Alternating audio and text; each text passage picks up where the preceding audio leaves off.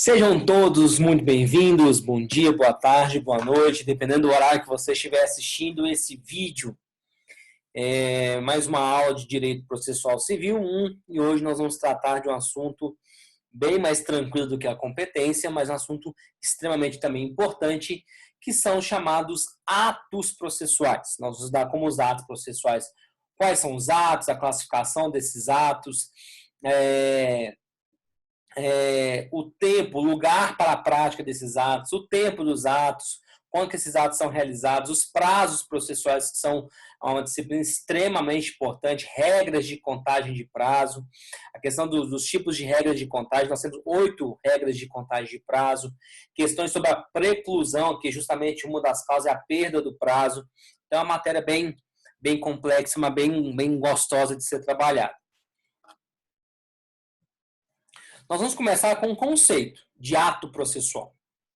Não sei se vocês se recordam, quando vocês estudaram direito civil, quando estudou ato jurídico, um ato processual nada mais é do que um ato jurídico. O que é um ato jurídico? Era um ato que é previsto em lei, que tinha o condão, uma finalidade de você criar, modificar, conservar ou extinguir uma relação jurídica. Então, você fazia um contrato, você casava, realizava um negócio jurídico, né, englobaria o conceito de ato jurídico. Então, o que seria um ato jurídico processual ou um ato processual? É um ato jurídico que acontece dentro do processo. Então, um ato processual é uma manifestação de vontade prevista em lei, deixar bem claro isso aqui, tem que ter previsão em lei para inventar que doutrina cria ato processual. Então, é um ato, é uma vontade, é a expressão de uma vontade, manifestação de uma vontade com previsão em lei, que tem a finalidade de criar, modificar, conservar ou extinguir a relação jurídica processual. Ok? Vai ser todo ato jurídico que vai ter alguma importância dentro do direito. Tá certo? E por que ele é processual? Obviamente, porque ele é realizado dentro de um processo. Instaurou-se um processo. Todos os atos que são realizados ali dentro são atos jurídicos processuais. Ok? E nós temos uma classificação. Lembrando que tudo que se classifica, você vai agregar ou separar através de semelhanças ou diferenças. Então, você pode classificar por semelhanças, colocar tudo que é igual junto, e pode separar pelas diferenças. Aqui tem a primeira classificação, muito tranquila a classificação, as classificações são tranquilas, quanto à vontade para que se aperfeiçoe, ou seja, para que aquele ato tenha validade. Nós temos atos unilaterais, a própria nomenclatura já vai ajudar vocês a entender. Ato unilateral são aqueles atos que são realizados apenas por uma parte, ok? Para ter validade, apenas uma parte realizando já é suficiente. Vou dar exemplos. Os atos bilaterais são aqueles atos onde as partes, o autor e réu, eles devem convencionar, eles devem fazer um acordo, eles devem chegar num acordo para que seja criado, para que seja válido aquele ato processual. E nós temos os atos plurilaterais, são aqueles negócios, os atos que vão depender da concordância de mais de 2 pessoas, não apenas as partes, mas de outras pessoas. A gente vai dar exemplo. Então vamos citar alguns exemplos, até coloquei no material de vocês, mas vamos citar esses exemplos que são importantes. Um ato unilateral. Por exemplo, artigo 998 do CPC. A desistência do recurso. Eu interponho um recurso, falo, não estou com vontade de recorrer, não. Eu vou lá e desisto do recurso, ok? A desistência do recurso é um ato que não depende, por exemplo, da concordância da outra parte. O simples fato de eu externar a minha vontade de desistir do recurso, aquele ato vai se aperfeiçoar, aquele ato tem validade. Então, a desistência do recurso, ok? Só fazendo um parênteses, pessoal, a desistência da ação depois da contestação não é um ato unilateral, ele é um ato bilateral. Por quê? Depois que eu entro com a ação e o réu é citado, ele contesta, para o autor poder desistir, o réu tem que concordar, ok? Então já é um ato bilateral. Tem que ser a posição dos dois para que esse ato se aperfeiçoe. Mas desistência do recurso, a renúncia do recurso, ok? A renúncia. Diferença básica. A desistência acontece depois que eu recorri, a renúncia antes. Então, eu coloco lá, renuncio ao meu direito de recorrer. Independente se a outra parte concordar ou não, a participação da outra parte é indiferente para que esse ato se aperfeiçoe. Eu vou reconhecer a procedência do pedido. Está lá no artigo 487.3a, inciso 3, a linha A. Olha, eu sou réu, o autor entra com a ação, eu reconheço. Não, realmente o autor tem razão no seu pedido. Pronto, eu vou e reconheci o meu pedido. Ok? Então, pode acontecer. A renúncia ao direito. Depois a gente vai falar mais à frente a diferença de renúncia e desistência da ação. A renúncia, eu estou abrindo mão do meu direito. Eu entro com ação de indenização por danos morais contra alguém. No meio do processo, eu peço a renúncia daquele direito. Estou abrindo mão do meu direito. Independente se tem que ter concordância ou não, vai se aperfeiçoar. Ok? E no material de vocês eu coloquei exemplos, né? Lá, os fundamentos. A desistência do recurso 998, a renúncia ao recurso 999, o reconhecimento do pedido 487.3a, a renúncia ao direito 487.3c. Os atos também podem ser atos bilaterais. Atos bilaterais são aqueles atos onde tem que ter a concordância das partes. As partes concordam, as partes convencionam para se alcançar o seu aperfeiçoamento. Por exemplo, artigo 63, o foro de eleição. Costuma ser, pessoal, a última cláusula contratual de um processo, de um contrato. As partes elegem a comarca de Anápolis para dirimir quaisquer problemas relativos ao contrato. Gente, para que essa cláusula tenha validade, as duas partes têm que concordar. Outra coisa, entro com a ação, o foro de eleição, artigo 63. Eu entro com a ação e no meio do processo, o advogado da outra parte me liga, Rafael, vamos tentar fazer um acordo? Vamos. Vamos pedir a suspensão do processo por enquanto? Vamos. Então, as partes assinam um documento e pedem a suspensão do processo lá do 313, inciso 2.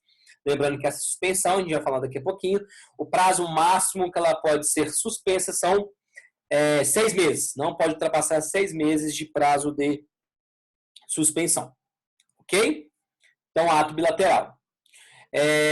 Outra coisa, as partes podem escolher o perito. Eles podem escolher o perito, vai fazer o perito. Aí eu falo, tem um perito ali que eu sei que ele é mais barato. Vamos fazer com ele? Vamos. Então, as partes, os dois concordam. Mas se eu não concordar, não tem validade isso. Aí o juiz escolheu o perito. Mas se as partes escolhem, perfeito. Pode acontecer. Outra, onde está a questão do perito? 471, vai falar sobre isso. Especialmente no seu parágrafo 1º, né? O ônus da prova, quem tem que provar? As partes podem mudar essa questão do ônus da prova de forma consensual. Pessoal, percebam que os atos bilaterais, todos eles têm uma característica em comum. Há a consensualidade. Tem que se chegar no acordo. As partes têm que concordarem para que haja efetivamente esses atos bilaterais. E a terceira, atos plurilaterais, são aqueles que dependem da concordância de várias pessoas. Um exemplo que a gente pode citar, a calendarização lá do artigo 91. As partes podem criar um calendário processual. Por exemplo, olha, a petição inicial, a contestação vão ser 5 dias só. A regra são 15 dias, lá do 335. Mas as partes podem fazer isso. Olha, no nosso processo, nós não teremos prova testemunhal. Não tem, só prova documental. Ok? Não, no nosso processo, a gente não pode recorrer. Então, as partes podem fazer isso. Tá? É claro que de comum acordo entre as partes e o juiz também vai ter que participar com isso. Porque tem algumas situações que o juiz não pode aceitar, direitos indisponíveis, por exemplo. Né? Então, quem tá envolvido nessa calendarização? O juiz, com as partes, é um ato plurilateral. Ok? Outro caso que eu coloquei para vocês lá no artigo 109. Vou dar um exemplo para ficar um pouco mais fácil de vocês compreenderem.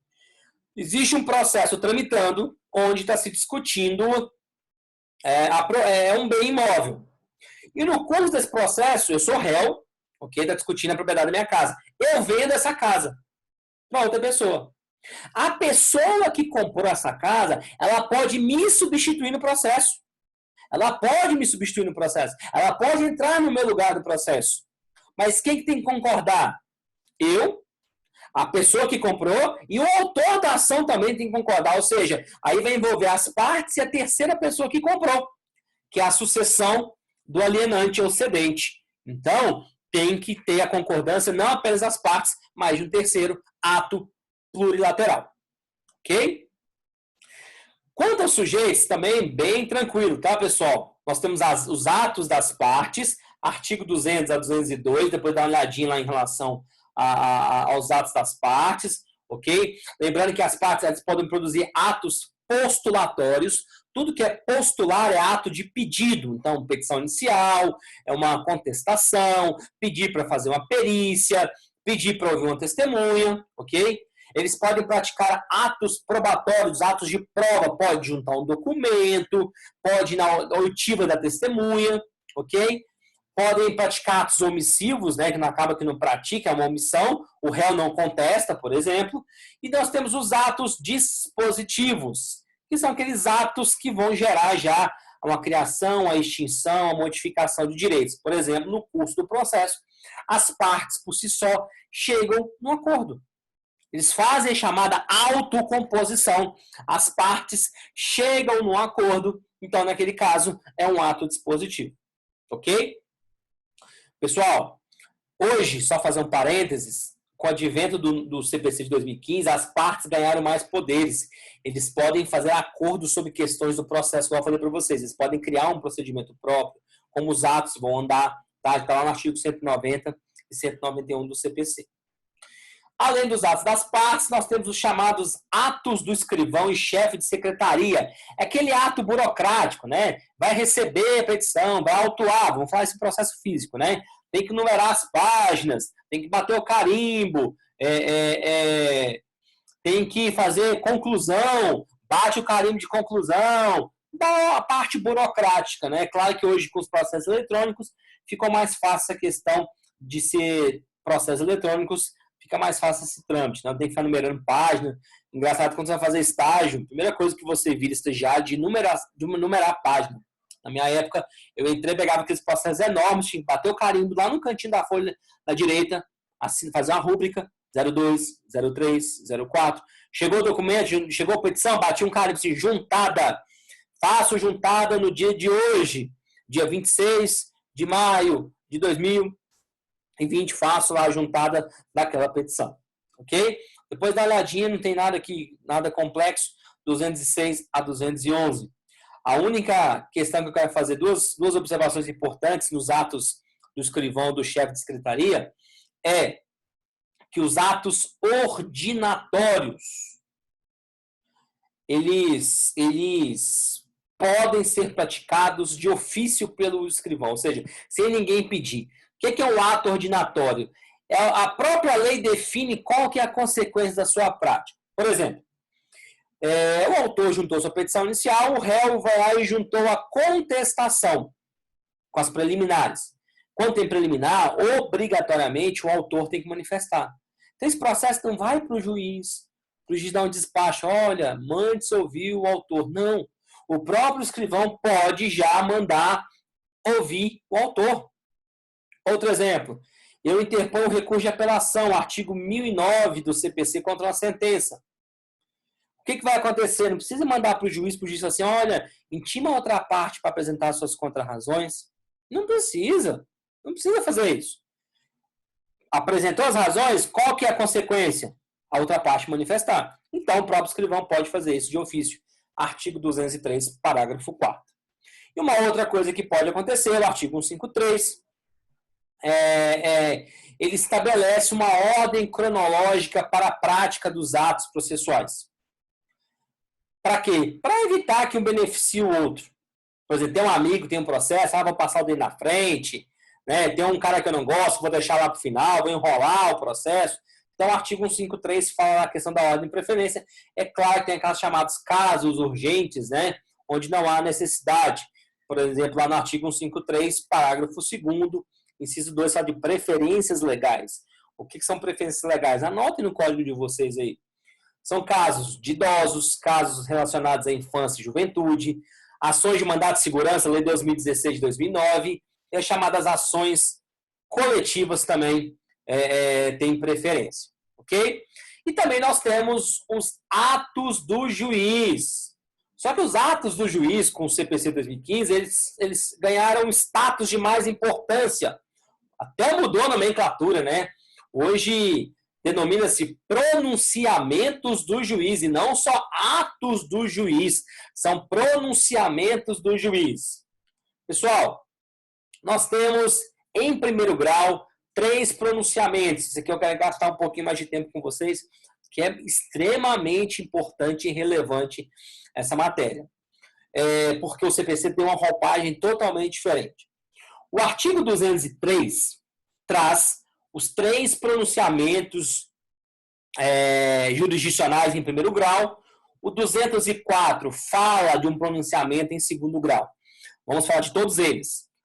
203, em seu parágrafo primeiro, fala o que é sentença. Parágrafo 2º fala o que é decisão interlocutória. E parágrafo 3º fala o que são despachos.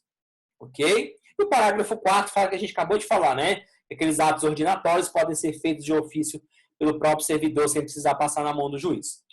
Galerinha, o que é sentença? Aqui, pessoal, nós temos que fazer uma análise importante em relação a essa questão de sentença. Por quê? O conceito de sentença sofreu várias alterações ao longo dos códigos de processo civil que nós tivemos. Por exemplo, na década de 30, 1939, o que definia o que era sentença é o que o juiz chamava de sentença. Então, o que ele chamava de sentença era sentença. Acabou. Era muito discricionário, podia fazer do jeito que ele quisesse. Só que agora as coisas sofreram alterações. Quando chegou em 73, primeiro mudou totalmente a conceituação de sentença. No Código de 73, a sentença ela tinha 2 finalidades. Em relação a recurso, para saber qual recurso que caberia, e o único ato que manifestava sobre mérito, ou seja, a essência daquele processo, a essência do que foi pedido, era através de sentença. Ok? Então, a única coisa importante que nós tínhamos, ok, para definir sentença era isso, né? Sobre recurso e para analisar mérito. O novo CPC, não. Ok? A primeira coisa que vai fazer é só sobre recurso, porque a gente vai ver que tem outras decisões que atacam mérito, mas não são sentença. Ok? Então, o CPC de 73, quando ele foi criado, em 73, obviamente, o conceito de sentença era aquele ato que colocava fim ao processo em primeiro grau. Ponto final. Ponto final. Então, aqui, nós tínhamos em 73 apenas um único efeito referente à sentença. Que sentença era o ato que colocava fim ao processo em primeiro grau. Então, o efeito que tinha a sentença naquele momento era só a questão do qual é a consequência, qual é o efeito para o processo daquela decisão. Toda decisão que colocava fim ao processo em primeiro grau era sentença. Então, aqui, analisava-se qual era a finalidade, o efeito para o processo. Só que, com o andamento do tempo, percebeu-se que esse conceito era muito vago, era muito falho. Nós tivemos uma grande reforma do CPC, de 73, que aconteceu em 2005, pela Lei 11.232. Mudou muito a questão de execução, que antigamente nós tínhamos um processo de execução separado, mudou muito. E com a Lei 11.232, que eu estava fazendo faculdade quando houve essa alteração, então eu peguei essa mudança no caminho, o legislador, com essa mudança, adotou um critério não mais sobre o efeito, que põe fim, o conteúdo. Falava que sentença era tudo que estava nos artigos 267 e 269, que são os atuais 485 e 487 que nós vamos trabalhar. Então, eles entendiam que sentença analisava o conteúdo. Tudo que extinguia o processo sem resolução de mérito, artigo 267 CPC antigo, artigo 485 atual, e tudo que extinguia o processo com análise de mérito, artigo 269 do CPC antigo e artigo 487 do CPC vigente, era sentença. Então, o CPC de 73, ele mudou a perspectiva em relação à sentença. Porque até 2005, analisava só, de 73 a 2005, era só a finalidade, por fim ao processo. Desde 2005, mudou. Então, mudou-se a questão do conteúdo. Ok? Só que nós temos algumas questões importantes que não pode ficar atrelada apenas a conteúdo. E veio o CPC de 2015 e mudou totalmente essa perspectiva. O CPC de 2015, ele adota tanto o critério relacionado ao conteúdo, tanto o critério relacionado aos efeitos. Abre lá, por favor, no artigo 203, parágrafo 1º do CPC. Então, assim, olha, ressalvadas as disposições dos procedimentos especiais, porque nos procedimentos especiais, leia-se, 539 a 770, lá vai dizer o que é sentença, esquece. Sentença é o pronunciamento por meio do qual o juiz, com fundamento nos artigos 485 e 487, se vocês quiserem anotar no código, quem tiver aberto, anotem, quando fala aí, fundamento 485, 487, puxa uma setinha e coloca assim, critério de conteúdo, continuando, põe fim à fase cognitiva, ou seja, a fase de discussão de direitos do procedimento comum, bem como extingue a execução. Então, daí para frente, do põe fim para frente, coloque assim, critério dos efeitos. Então, hoje, pessoal, para que o ato processual seja considerado sentença, eu tenho que ter essas duas características, esses dois efeitos. É o chamado critério do duplo efeito, ou duplo critério. Então, para que algo seja considerado uma sentença, é necessário, além de estar nos artigos 485 e 487, conteúdo, tem que colocar fim ao procedimento comum em primeiro grau de jurisdição, ou extinga a execução, se for processo de execução. Isso aqui é efeito. Então, para que um ato seja considerado sentença, tem que ter conteúdo no 485 e 487 e a finalidade que é por fim ao processo. Isso é sentença. Então, por exemplo, você entra com a ação, o juiz indefere sua petição inicial com base no artigo 330. 330, qual é o conteúdo? 485, inciso 1. Põe fim ao processo? Põe fim ao processo. Opa, isso aqui é sentença. Isso aqui é sentença. Agora, se vocês pegarem, por exemplo, o artigo 356, por exemplo, eu entrei com a ação por dano moral e dano material. Chega a hora, o juiz vai falar assim, olha, eu já posso julgar o dano material. E julga. Com base no artigo 487. Só que o processo vai continuar em relação ao dano moral. Vamos lá analisar. Tem conteúdo de 485, 487? Tem. Põe fim ao processo? Não. O processo continua. Então não é sentença. A gente vai ver que é critério de exclusão. A gente vai entrar na segunda categoria, que é as decisões interlocutórias. Ok? Pessoal, então isso é muito importante em relação de sentença. E já que a gente está falando de sentença, só para a gente adiantar, a gente vai ter uma aula só sobre sentença. 485 é chamada sentença terminativa. Ok? E a 485 é chamada sentença definitiva. Tá bom? Então, sentença, no Código de Processo Civil 2015, analisa, tem o duplo efeito, o duplo critério, que é o critério do conteúdo, 485 e 487, e o efeito, que é, por fim, a fase de conhecimento ou extinguir a execução. Segundo ato do juiz, o segundo pronunciamento do juiz é a decisão interlocutória. Pessoal, decisão interlocutória, a gente vai analisar o conceito de decisão interlocutória é feito por negação. Ou seja, tudo que não for sentença, ok, será uma decisão interlocutória, porque o despacho a gente vai ver que não decide nada. Então, se você pegou um ato processual que decide alguma coisa, tem alguma decisão, traz alguma decisão, primeira coisa que você vai ter que analisar, é sentença? Analisa. Tem um conteúdo do 485, do 487, põe fim ao processo de primeiro grau? Não. Então, é decisão interlocutória. Por que decisão interlocutória? Nós temos a locutória inicial, ou seja, a fala inicial, que é a petição inicial, e nós temos a locutória final, que é a sentença. Então, o que está no meio é interlocutória. Ok? Por isso que traz essa nomenclatura. Aonde vocês vão achar fundamento? Artigo 203, parágrafo 2º do CPC.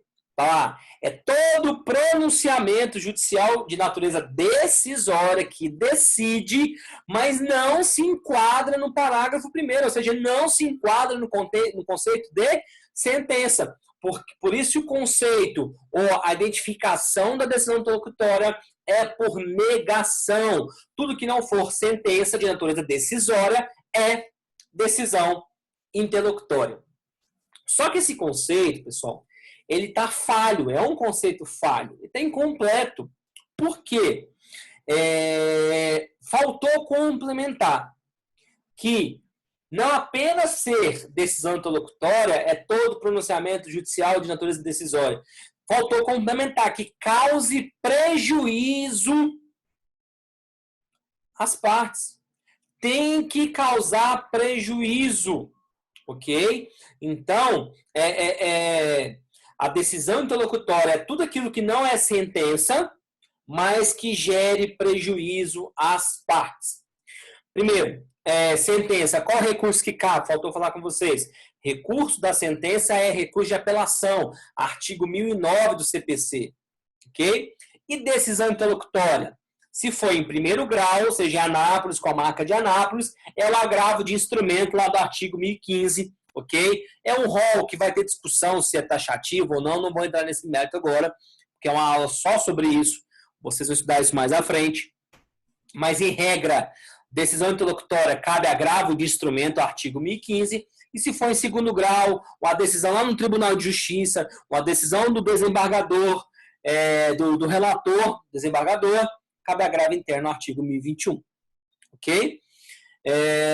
Então, de sentença cabe apelação e de decisão interlocutória cabe, em regra, agravo de instrumento em primeiro grau ou agravo do artigo 1021.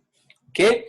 O último ato, 203, parágrafo 3º, são despachos, são decisões que não causam, são atos que não causam prejuízo nenhum, servem apenas para fazer andamento processual, não cabe recurso, artigo 1001 muito claro, enumere-se as folhas, marcam a audiência, isso não gera prejuízo, então são despachos.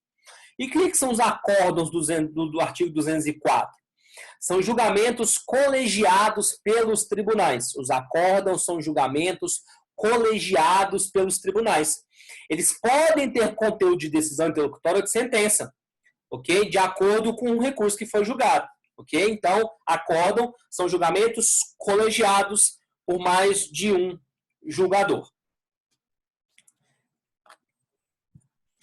E as formas dos atos, pessoal? Regra geral, o código não vai trazer uma forma específica para o ato ser realizado, ok? Regra geral, nós temos atos não solenes no nosso CPC, ok? Só que, com base no artigo 188, tem que colocar no material de vocês. Só que nós temos alguns, por exemplo, que não tem forma específica. A petição de juntado de um documento, tem alguma forma específica? Não. Uma contestação tem forma específica? Não. Uma impugnação? Também não. Contestação? Também não. Memoriais? Também não. Ok? Apresentação de quesitos? Também não. Nada disso tem forma específica. Perfeito? Só que nós temos algumas exceções. Ok?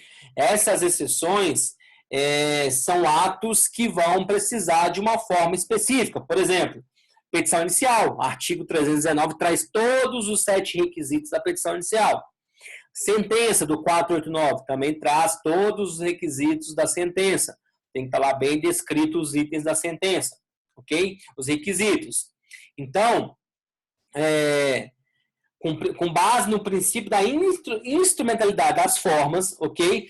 Mesmo que o ato processual não atenda a sua forma, mas alcance a sua finalidade, será considerado válido, ok? Em regra, os atos processuais, a regra é a publicidade do sistema processual, ok? Nós temos alguns casos específicos que a lei vai tratar como segredo de justiça.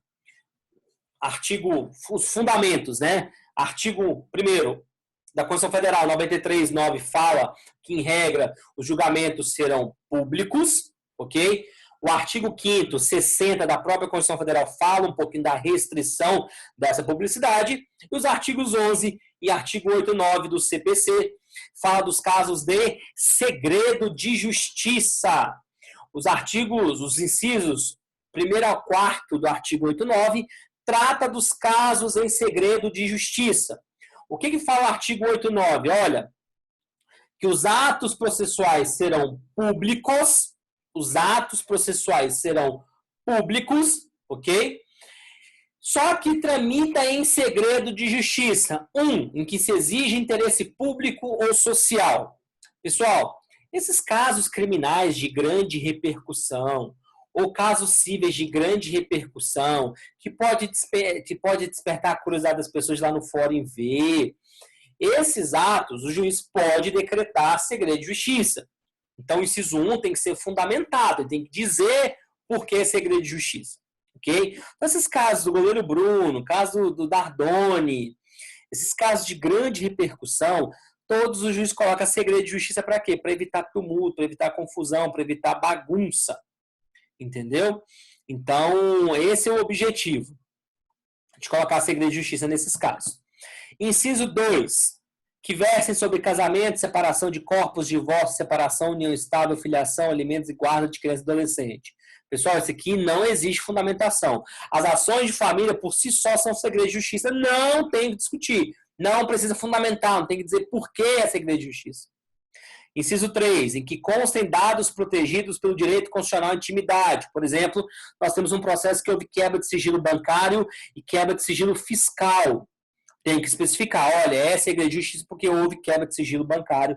Então, é um dado protegido pelo direito constitucional à intimidade. 4, que versem sobre arbitragem, inclusive sobre cumprimento de carta arbitral, desde que a confidencialidade estipulada na arbitragem seja comprovada perante o juízo. Não precisa fundamentar. O que seria isso? Teve um processo que tramitou pela arbitragem que tinha segredo de justiça.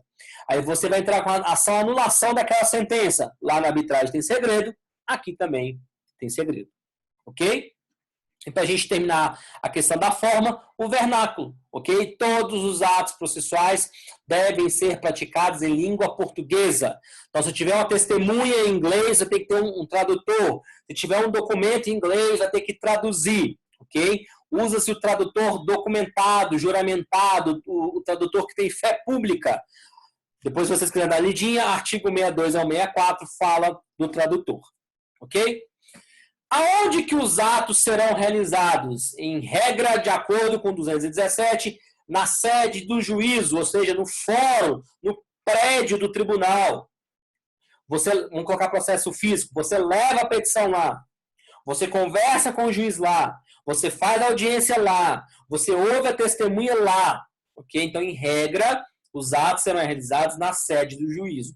Só que nós temos algumas exceções. Por exemplo, a testemunha egrégia. Testemunha egrégia, pessoal, são aqueles casos onde a testemunha não vai ao fórum. O fórum que vai até ele, o juiz que vai até ele. Existe um rol de pessoas que ocupam certos cargos, eles não vão no fórum. Se quiser ouvi-los, o fórum vai até eles. Então, por exemplo, está lá no artigo 454, perdão. Ouviu o presidente, o vice-presidente da República, ministro de Estado, ministro do Supremo, procurador-geral da República, advogado-geral da União, senadores e deputados estaduais, governadores, prefeitos, deputados estaduais e distritais, desembargadores, embaixador, Procurador-Geral de Justiça, ok? Percebe que não entra aqui a regra para vereador, ok? Então, essa regra não usa para vereador. Uma perguntinha que é muito feita em relação a isso. Por exemplo, as cartas também são exceções. Você quer ouvir uma testemunha? Você vai ouvir a testemunha lá em outra cidade, mora em outra cidade, não precisa vir aqui. Manda-se uma carta precatória, a gente vai falar a carta precatória na próxima aula, sobre comunicação, e lá vai ser ouvida. Essa questão de ouvir testemunha fora do lugar, gente, praticamente a tendência é deixar de ser utilizado, porque a lei, o CPC, possibilita você ouvir a testemunha de outra cidade via videoconferência. Então, lá no 453, parágrafo 1º, a tendência é que não se utilize mais carta para ouvir testemunha, vou ouvir por videoconferência, que é muito mais rápido e muito mais eficaz. Mas ainda tem que implementar, mas é algo que em breve isso vai acontecer. Ok? Moçada, e o tempo dos atos? Fundamentos, 212 a 216. Galerinha, os atos processuais vão ser praticados das 6 horas da manhã até as 8 horas da noite. Ok? Exceto o processo eletrônico, ele pode ser feito até 23 horas e 59 minutos do dia, até 24 horas, então não tem limite de horário. Ok? Então vão ser praticados das 6 horas às 20 horas. Em dias úteis. Gente, cuidado, não confunde horário para praticar ato de 6 às 8 da noite com o horário de expediente do fórum. Tá? Cada estado vai legislar sobre o seu expediente de fórum. Por exemplo, lá em São Paulo fica de 9 da manhã às 19 horas, por causa de trânsito, etc. Goiás já teve uma época que funcionou de meio-dia às 7, diretão. Tem lugares que funcionam de 11 da manhã às 4 da tarde. Então, isso vai muito de acordo com cada estado vai legislar. Esse é o horário forense. Prática para ato. Por exemplo, por que você acha que o pessoal chega na casa dos outros 6 horas da manhã para cumprir o mandado de prisão? Porque a partir de 6 horas ele pode praticar aquele ato. Ok? Só até as 8 horas da noite. Então, o oficial de justiça chega na casa da pessoa às 8h30, não pode citar a pessoa. Porque só até 8 horas da noite. Perfeito? E são realizados em dias úteis. O que são dias úteis? A lei não fala, mas a lei fala que não são dias úteis, lá no 216. São os feriados, sábados, domingos e os dias que não tem expediente forense.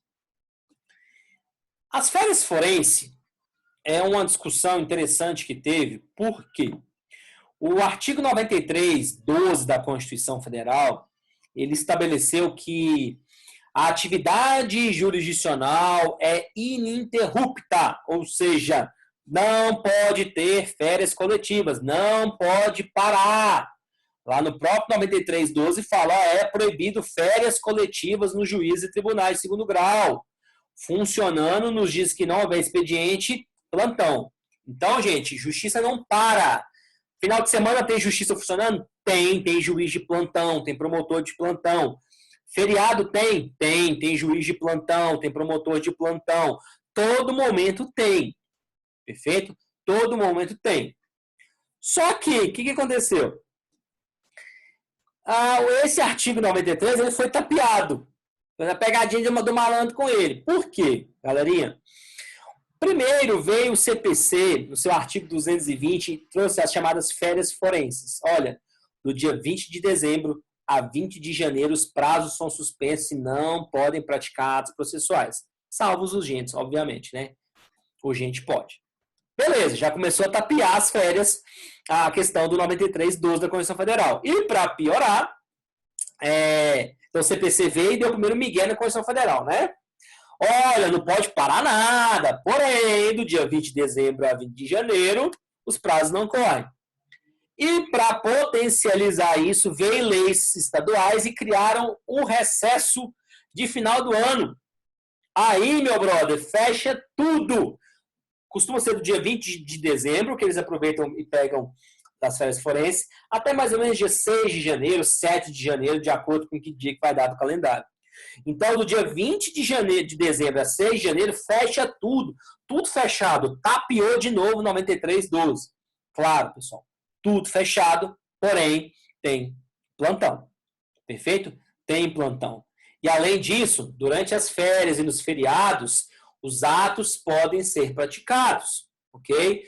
Pelo princípio da continuidade da jurisdição, não para. Nós temos casos no artigo 214, 215, que mesmo durante as férias, finais de semana, feriados, tem que ter julgamentos aí. Por isso tem que ter juiz e promotor sempre de plantão. Dos prazos processuais, pessoal. Prazo é a forma de contagem de prazo que nós temos, ok? É o espaço de tempo para que o ato seja realizado. Ato processual tem prazo para ser realizado, perfeito? Nós temos a classificação. Primeiro, quanto à forma de contagem, nós temos prazos que são contados em minutos, meses, contados em anos. Por exemplo, minutos, a gente pode colocar lá o 364, que fala nos debates orais. Depois de terminar de ouvir as testemunhas, autor, 20 minutos para você, réu, mais 20 minutos, podendo ser prorrogado por mais 10. Então, o 364 é um exemplo disso. O 362, inciso 3, que a audiência pode ser adiada se o juiz atrasar mais de 30 minutos sem justificativa para começar. Contas em minutos. Em meses, a gente pode colocar, por exemplo, o 313, que nós falamos a questão da suspensão do processo, que pode ser suspendido até 6 meses, perfeito? Pode ser suspendido de 6 meses até 1 ano, por exemplo, ok? Nós temos prazos que são contados em anos, por exemplo, o juiz vai extinguir o processo sem resolução de mérito, lá com base no artigo 485, nós já falamos de sentença bem rapidamente, mas o juiz vai extinguir o processo com base no artigo 485, se o processo ficar parado mais de 1 ano, ou seja, contados em anos, ok? Quanto à origem, os prazos podem ser legais ou judiciais. Prazos legais são aqueles prazos previstos em lei. Por exemplo, artigo 335 fala que a contestação são 15 dias para ser apresentada a contestação. Então, contestação, artigo 335, prazo de 15 dias. Os recursos também têm prazo previsto em lei, ok? Os recursos têm prazo, em regra, de 15 dias, ressalvados os embargos de declaração. Aonde vocês vão achar isso? Artigo 103, parágrafo 5º. Agora, o prazo judicial é aquele prazo fixado em lei. Então, o que vai acontecer? Olha, se o prazo, se o ato não tiver prazo específico, o juiz escolhe. Se o juiz não escolher, 5 dias. Ok? Prazo tem, em regra, prazo previsto. Se não tiver, o juiz escolhe. Se o juiz não escolher, 5 dias para ser feito. Artigo 218 fala sobre isso. Próxima classificação, quanto à cogência. Quanto à cogência, pessoal, o Código Antigo falava-se em prazos dilatórios e peremptórios. Prazos dilatórios são aqueles prazos que poderiam ser alterados pelo juiz. E prazos peremptórios são aqueles prazos que não poderiam ser modificados. Só que o prazo dilatório, gente, acontecia em situação muito rara. Por exemplo, aquele de fazer acordo, suspender o processo por até 6 meses. 99% dos prazos no Código eram peremptórios. O que aconteceu no Código vigente? O Código vigente não usa mais a expressão dilatório, mas ainda faz menção ao peremptório, lá no 222, parágrafo 1º. Fala que é proibido o juiz reduzir prazos peremptórios sem anuência das partes. Ok? Entretanto, pessoal, apesar de continuar existindo a palavra peremptório, o artigo 1396 dispõe que o juiz pode sim aumentar qualquer prazo. Então, lá fala que o juiz pode alterar o prazo se ele quiser. Então, não fala mais em prazos dilatórios e peremptórios. Hoje é peremptório, mas o juiz pode alterar qualquer prazo processual. Ok? Então, quando que autoriza a mudança? As partes podem ampliar ou reduzir os prazos, se for um negócio lá do artigo 109, e o juiz também pode ampliar. Beleza? Quanto ao destinatário, prazos próprios são aqueles prazos destinados às partes e seus advogados, ok? Prazos impróprios são aqueles destinados aos serventuários da justiça e ao juiz. Prazo próprio não cumprido gera perempção, gera preclusão temporal. Prazos impróprios só gera alguma providência administrativa para ser tomada alguma punição administrativa. Quanto ao curso, nós temos prazos simples, ok? que é destinada a apenas uma das partes, está lá, diga ao autor o que ele quer, diga ao réu, é um só. Prazo para cada um, prazo separado para um. Prazo comum é para um monte de gente ao mesmo tempo. Digam as partes em 5 dias quais as partes que eles querem produzir, tá vendo? Digam as partes, tanto para o autor quanto para o réu. Tem 2 réus. Manda os lides com sorte contestar, o prazo é para os 2. O juiz dá uma sentença, tem prazo para recorrer 15 dias, tanto para o autor quanto para o réu. Ok? E o código traz prazos para que o juiz realize seus atos. Despacho, 5 dias, decisão interlocutória, 10 dias, sentença, 30 dias. E o próprio artigo 227 fala, olha, se tiver muito processo, se tiver uma justificativa bacana, o juiz pode extrapolar esse prazo. Já dando a justificativa para extrapolar, né? Está havendo motivo justificado, o juiz pode exceder. Então fala, olha, nós temos muito processo, tem muito causa para julgar, o juiz vai prorrogar.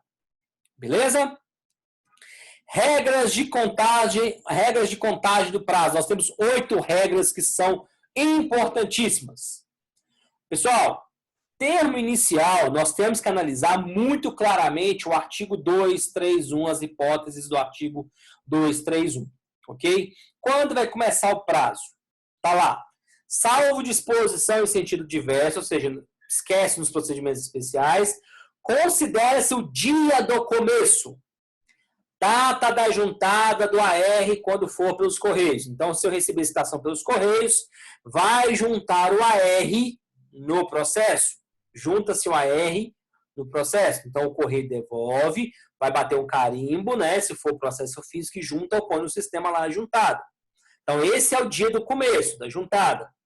Se for para o oficial de justiça, o dia que ele colocar lá o mandado cumprido. Olha, eu fui na casa do Rafael, localizei e citei. Da data da juntada, que é o dia do começo. Data da citação e intimação quando se der para o ato do escrivão, inciso 3. A parte vai lá no fórum. Olha, parece ter um processo contra mim. Olha para mim, por favor. Aí tá lá, o escrivão já vai e cita o cara. Então, aquele ali é o dia do começo. Inciso 4. O dia útil seguinte ao fim da dilação assinada pelo juiz.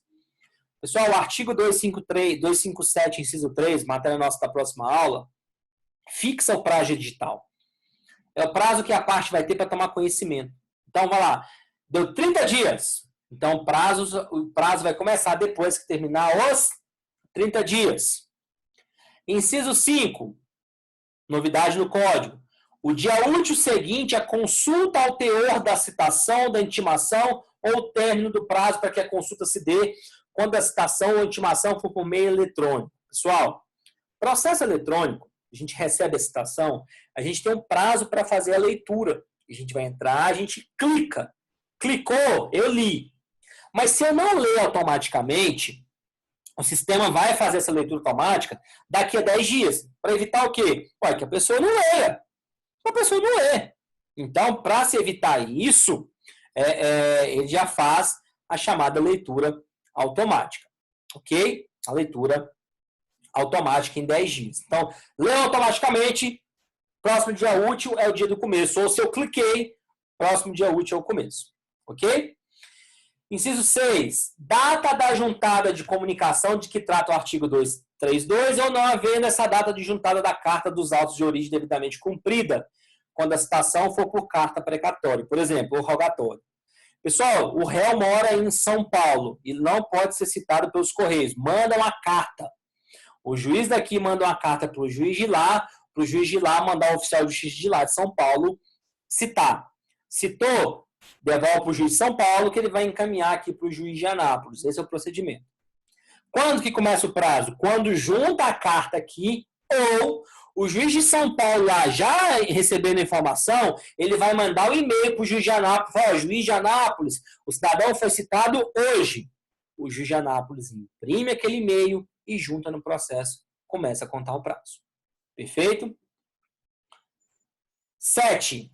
Data de publicação quando a intimação se der pelo Diário da Justiça impresso ou eletrônico. O Diário de Justiça, a data da publicação é o dia da juntada, é o dia do começo.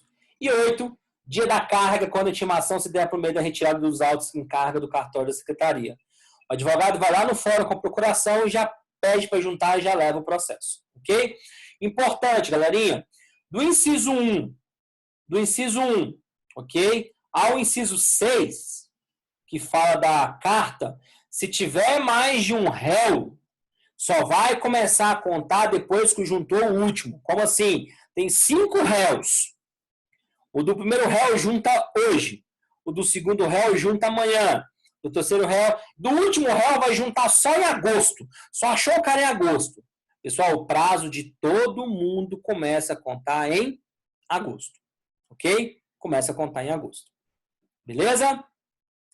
Segunda questão importante. Termo inicial no Diário Oficial Eletrônico. Galerinha, isso aqui tem uma regra própria. Muita gente confunde. Por quê? Existe uma lei, a Lei 11.419 de 2006, que regulamenta o processo eletrônico, Diário Oficial Eletrônico. Lá fala que considera-se como data da publicação o primeiro dia útil seguinte ao da disponibilidade da informação. E o 224, parágrafo 2º, fala, olha, considera-se como data da publicação o primeiro dia útil seguinte ao da disponibilidade da informação. Então, olha que loucura. Quando é Diário Oficial da Eletrônica, tem que juntar os dois. Então, hoje, juntou, hoje não é considerado dito começo. Dito começo é considerado amanhã. Ok? É considerado amanhã. E o que é interessante? Porque o 224 fala que exclui o dia do começo. Então, o que o 231 falou? Olha, o dia do começo é da juntada do AR, né? Então, juntou a R hoje não conta, porque hoje é dia do começo. E para contar prazo, você exclui o dia do começo. Então, vamos pegar lá. Juntou dia 2, o prazo começa dia 3. Juntou o mandato cumprido dia 2, o prazo começa dia 3. Ok? Juntou a carta dia 2, o prazo começa dia 3. Mas lembra que nós falamos para vocês que no diário conta-se 2 dias? Então, se juntou dia 2, pelo diário começa a contar dia 4. Dia 4, então pula 2 dias, ok? Por conta dessas regras que eu falei para vocês. Galerinha, e sempre, só pode começar em dia útil e terminar em dia útil com expediente regular. Então, vamos dar um exemplo. Juntou sexta, próximo dia seria sábado, né? Só que sábado não é dia útil. Domingo não é dia útil. Segunda-feira é dia útil. Mas segunda-feira de carnaval, não funciona o fórum. Beleza. Terça-feira também não funciona o fórum. Beleza, desconsidera terça-feira. Quarta-feira o fórum começa a funcionar depois do meio-dia. Não é expediente regular. Também não conta. Quinta-feira, dia completo. Dia cheio começa. Então, para começar e para terminar, obrigatoriamente tem que ser em dia útil ou com expediente regular. Se por algum motivo, hoje é meu último dia, houve ameaça de bomba, o fórum fechou, na metade do expediente, esse dia não conta. Para começar e terminar, tem que ser dia cheio. Claro, na contagem do prazo, a gente conta. Se estiver no meio da semana, não tem problema. Mas pode começar e terminar em dia útil. E, pessoal, novidade no código. Só conta prazo em dias úteis. Olha que maravilha. Então, como é que era a contagem feita antes, por exemplo? Juntou quinta, começava sexta. Antigamente contava sexta, sábado, domingo, segunda, terça, quarta, quinta, sexta, sábado, domingo, etc. Se tivesse feriado no meio, contava. Só não poderia começar e terminar. Mas como é que é feito hoje? Hoje, você tira, só conta prazo em dia útil. Então, juntou quinta, começa sexta, o primeiro dia, segunda, terça, quarta, quinta. Sexta-feira é feriado, então joga só para a outra segunda. Então, contagem de prazo, pessoal, ele começa e termina em dias úteis, ok? E só conta em dias úteis também. Isso aqui foi uma briga que a OAB deu em relação a isso, para que o advogado tenha final de semana, né? Possa ter prazo para descansar, né? Isso a gente está falando de prazos processuais. Nós temos uma exceção lá no Estatuto da Criança e do Adolescente, porque os processos no ECA têm que ser rápidos, têm que ser mais céleres. E o ECA usava o prazo do Código Antigo, que era contagem em dias não úteis. Como mudou, houve alteração legislativa no final de 2017 e colocou esse inciso, esse parágrafo 2º no artigo 152, que os prazos no ECA são contados em dias corridos. Então, os processos, mesmo que sejam processos cíveis, no ECA dias, não conta-se em dias úteis, dias corridos. Ok? Uma diferença importante que nós temos que saber, gente, qual é a diferença de suspensão e interrupção do processo? Galerinha, suspensão, quando acaba a causa de suspensão, continua contando de onde parou. Suspensão, quando termina a causa de suspensão, continua contando de onde parou. Eu vou dar exemplos. Interrupção, quando interrompe, quando a causa que interrompe acaba, o prazo volta do zero. Por exemplo, a questão das férias forenses. Dia 20 de dezembro a 20 de janeiro. Vamos dar um exemplo. Meu prazo começou dia 17, juntou dia 17. Então, o prazo começou dia 18, dia 19 de dezembro, parou, suspendeu e vai voltar. Quando for dia 21, já se passou 2 dias, né? Eu vou contar de onde parou, porque aí suspendeu. Então, dia 21 de janeiro, terceiro dia, quarto, e assim sucessivamente. Ok? A regra é suspensão. 220, 221, a suspensão pela morte, pela convenção das partes, tudo isso são casos de suspensão. Agora, os embargos de declaração interrompem. Vamos entender o que a interrupção faz. A gente falou que interrupção, quando cessa aquela causa, o prazo é contado do zero. Vamos entender isso aqui, pessoal. O juiz deu uma decisão. Eu tenho 15 dias para apelar, interpor recurso de apelação. No quinto dia, eu vou e apresento embargos de declaração. O artigo 1026 fala que os embargos de declaração interrompem o prazo para interposição de recurso. Ok? Então, no quinto dia, passou 5 dias, apresentei os embargos. Quando julgar os embargos, ou seja, quando cessar a causa que parou, se fosse suspensão, contaria-se do quinto dia para frente, ok? Continuaria contando. Só que como aqui interrompeu, o prazo é zerado e começa a contar do zero. Então, passou 5 dias, eu não vou ter só 10 dias para complementar meu prazo. Eu vou ter 15 dias, porque interrompe, começa a contar do zero. Ok? Eu coloquei alguns exemplos materiais de vocês. 1026, 1013, parágrafo 2º, são causas de interrupção. A grande maioria das causas que param o processo são causas de suspensão do processo.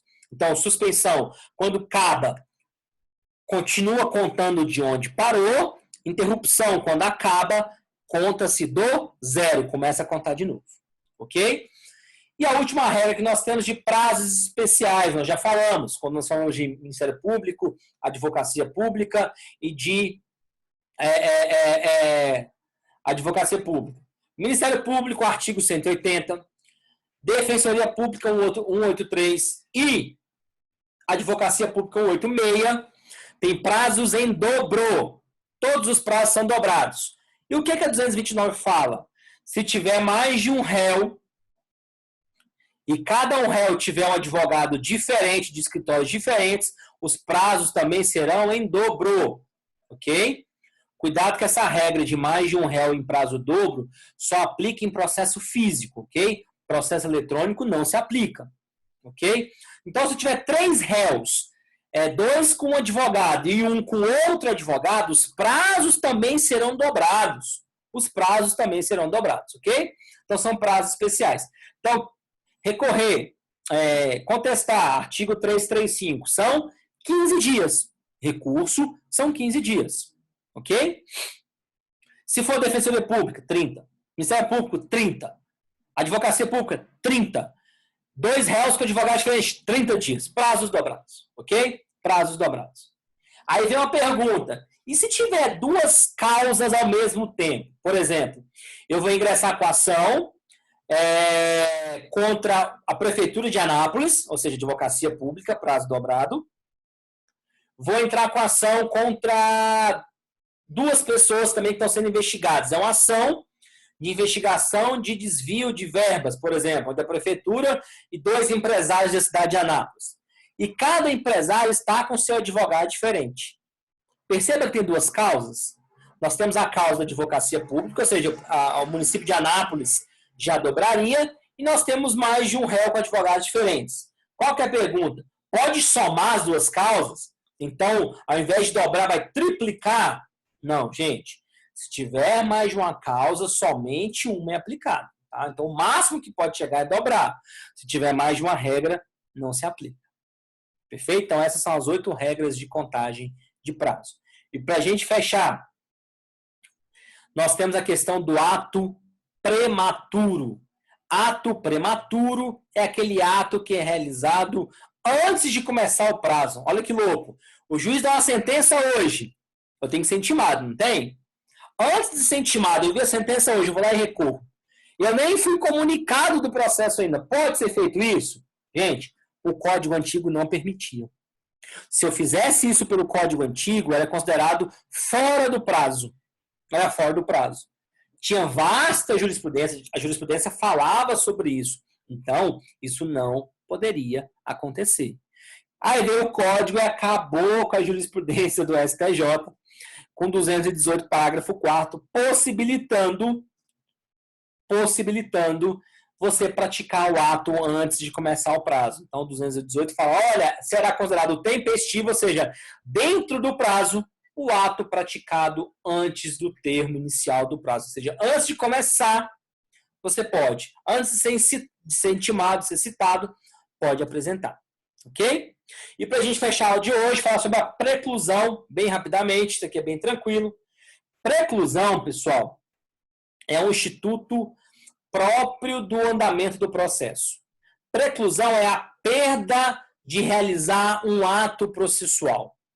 Muita gente fala assim, então preclusão e prescrição é a mesma coisa? Não, são até parecidos, mas não é a mesma coisa. Prescrição, perda do direito de agir. Preclusão, perda do direito de fazer um ato processual. Qual a diferença básica? Preclusão é algo dentro do processo. É um fenômeno interno do processo. Já a prescrição não, é um fenômeno externo do processo. Ok? Fenômenos externos relacionados ao direito material, relacionados ao direito civil. Não é à toa que prescrição em decadência está lá no direito civil. 206 do Código Civil, por exemplo, traz prazos prescricionais, por exemplo.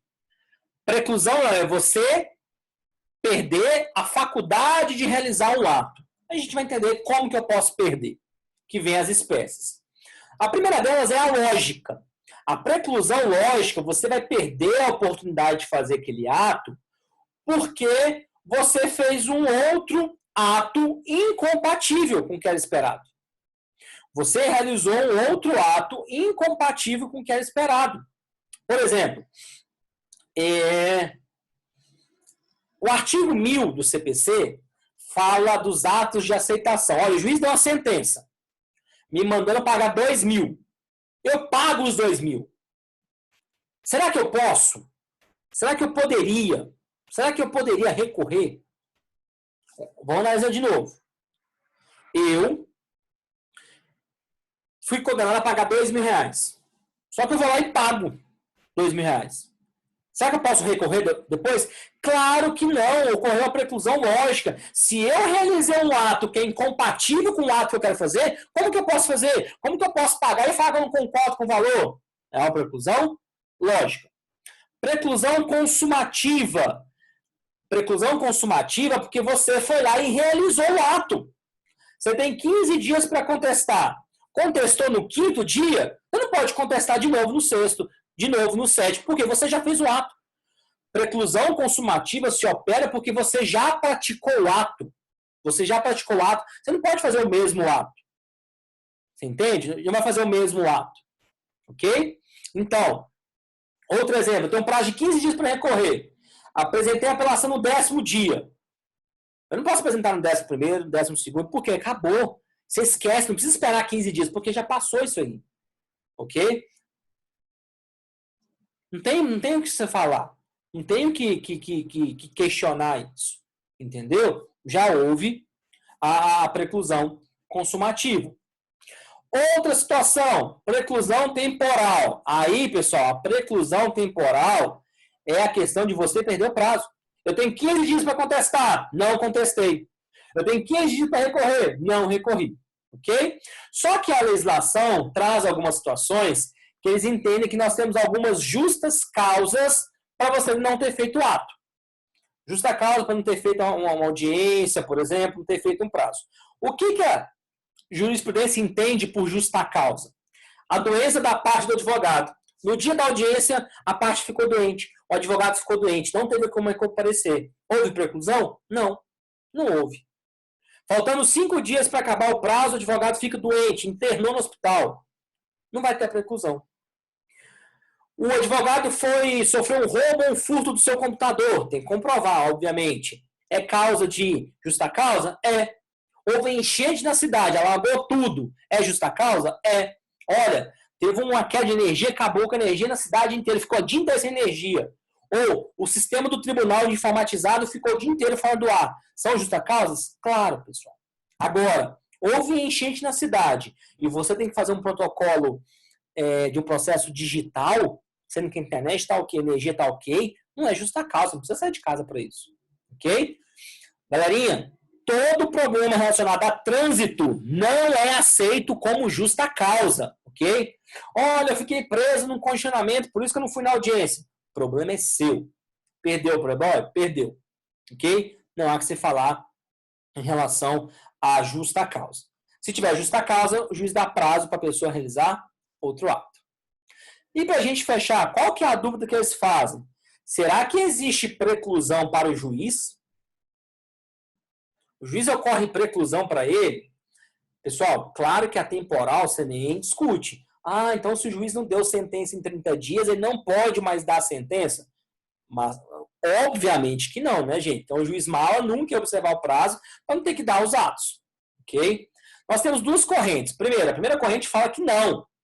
Ele tem o poder para realizar o ato a qualquer tempo. A segunda corrente, que é a que eu me filio, é que existe a preclusão, mas não a temporal, que a gente acabou de falar. O que eles entendem? Tem a preclusão lógica ou a consumativa. O juiz determina para fazer uma perícia. Mandou fazer a perícia. A parte pediu, ele determina. Beleza. Aí no outro dia, sem qualquer motivo, sem qualquer mudança, ele volta atrás. Ah, não vou fazer mais não. Vai. Houve a preclusão consumativa. Ele já mandou fazer a perícia. Como é que ele volta atrás assim, sem qualquer justificativa? O juiz dá uma sentença. Hoje, pá, sentença. Condena o réu a pagar 10 mil. Amanhã ele dá outra sentença condenando a pagar 5 mil. Olha que loucura. Já houve a preclusão. O que a gente pode afirmar, pessoal? Preclusão temporal não tem. E nós temos algumas questões, que são as chamadas questões de ordem pública. Lá no artigo 337, parágrafo 5º, vocês vão achar a relação dessas questões de ordem pública.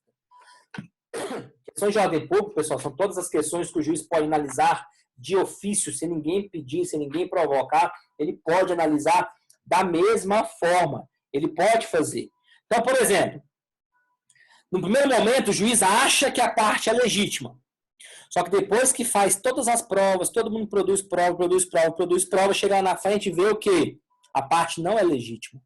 Ele pode mudar? Pode mudar. Claro, claro que pode. Então, questões de ordem pública, por exemplo, incompetência absoluta, pressupostos processuais que nós já estudamos, legitimidade de parte, tudo isso o juiz pode analisar, mesmo não analisando no primeiro momento. Beleza? Então, nós temos 3 preclusões para a gente fechar. Lógica, quando eu faço um ato incompatível com outro ato que eu quero fazer, fui condenado a pagar 2 mil, vou pagar, como é que eu posso recorrer depois? Consumativa, quando eu faço o ato, realizei o ato, acabou. Tem 15 dias para fazer, faço o primeiro dia, não precisa esperar contar mais 14.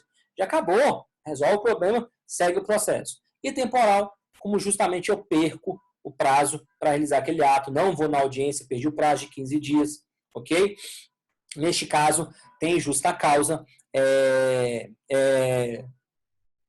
E a justa causa são aqueles casos que vocês que a jurisprudência entende, né? Doença da parte do advogado, roubo ou furto do computador do advogado, que está com todo o material dele lá, a enchente na cidade, que tem que ir no fórum, não consegue ir no fórum, a queda de energia completa, o sistema de informática direto, isso acontece, tá? O sistema de informática direto fica indisponível, aí dá uma certidão de indisponibilidade, então não vale, não conta aquele dia. Perfeito? Galerinha, próxima aula a gente vai estudar a comunicação dos atos, a gente vai falar das regras de citação e das cartas, tá certo? Um forte abraço para vocês e até a próxima.